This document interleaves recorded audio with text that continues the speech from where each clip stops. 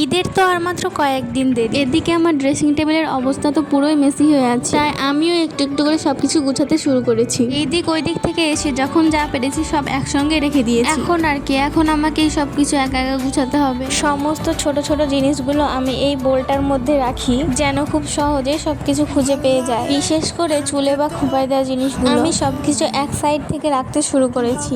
এই টাইটানের ওয়াচটা আমার দাদু আমার বরকে বিয়ের সময় গিফট করেছিলেন। আগের দিন ঘুরতে গিয়েছিলাম, দিয়ে আমি সব চুড়িগুলোকে এসে খুলে রেখে দিয়েছি। এখন সেগুলোকেও গুছাচ্ছি। তারপরে তো আরো অনেক কিছু, যেমন হেয়ার বাম আর আমার বিয়েতে যেগুলো দিয়েছিল সেগুলো আমি এখনো সমস্ত কিছু খুলিনি, মেমোরি হিসেবে রেখে দিয়েছি। এখন তো আমি হিজাব পরি, তাই সবসময় আমার কাছে হিজাব পিন থাকে। ও আরো একটা জিনিস যেটা আমার কাছে অলওয়েজ থাকে, সেটা হচ্ছে মেহেন্দি। আর মেহেন্দি পরতে আমি অনেক ভালোবাসি। আর শ্যাম্পু গুলো তো আমি একটা কৌটোতে ভরে রেখেছি।